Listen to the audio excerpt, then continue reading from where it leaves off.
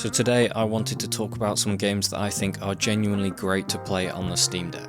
These aren't just random picks off the store page, these are games that run well, feel good on the controls, and are actually worth your time if you're looking to build up a solid Steam Deck library. I've gone through and picked out a mix of bigger titles and smaller ones. I'll quickly go over what each game actually is, why it works well on the deck, roughly what it costs, and what kind of player it's good for.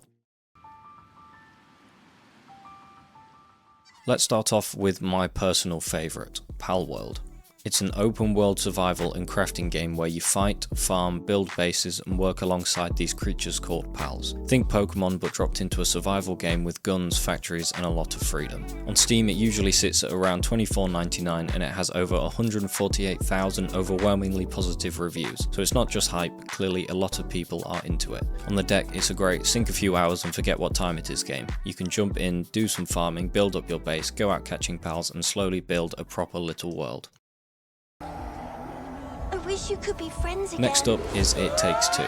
Honestly one of the best co-op games ever made. It's a story-driven action adventure where you play as a couple turned into dolls, and every level throws a brand new mechanic at you. Platforming, puzzles, little mini games, all kinds of weird stuff.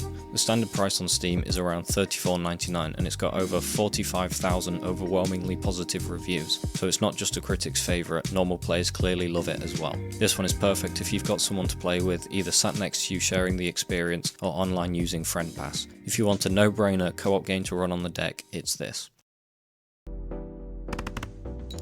Third game is Balatro.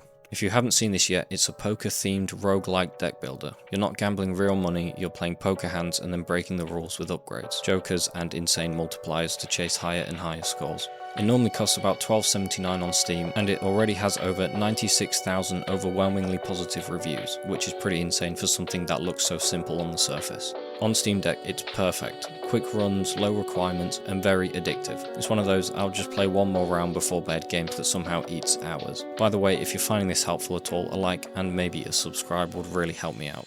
Alright, back to the games.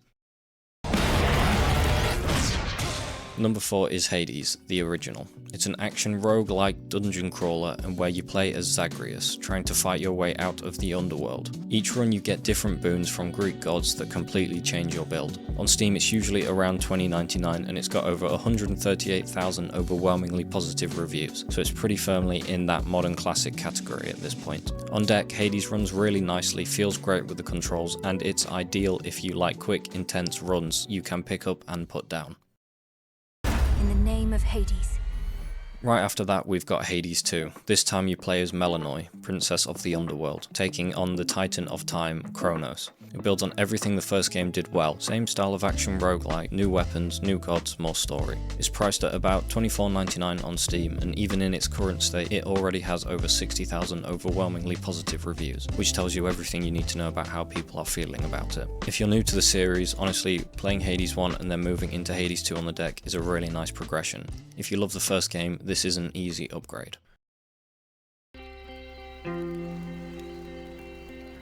Next up is Outer Wilds. This isn't a checklist open world game, it's an exploration mystery where you're stuck in a 22-minute time loop, flying around a tiny solar system, reading alien ruins and slowly figuring out what's going on before the loop resets. On Steam it usually costs around $19.99 and it has over 48,000 overwhelmingly positive reviews, plus a bunch of awards on top of that. So it's one of those games a lot of people call a must play. This one is amazing on the deck if you like slower, thoughtful games, no waypoints, no hand-holding, just you, your ship, and your curiosity.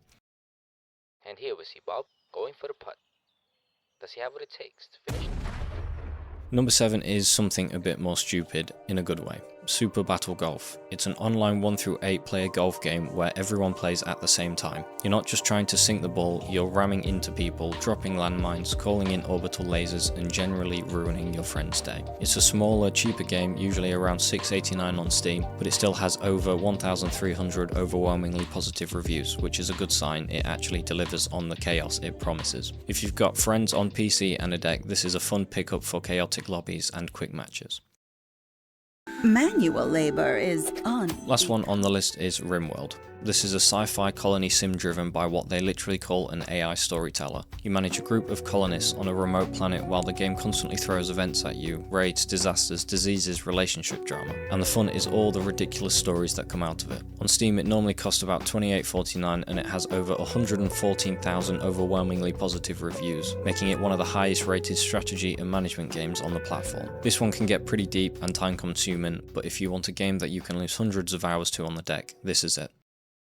So that's a quick rundown of some of my favourite games to play on the Steam Deck. Obviously there are loads of other great games that work well on the deck, so if you think I've missed any big ones, drop them in the comments so other people can check them out too. If you want to see more about the deck itself, I've also done a full video reviewing the Steam Deck and talking about what it's actually like to use day to day, so feel free to check that out after this. And if this helps you find at least one new game to try, a like and a sub would really mean a lot. Thanks for watching.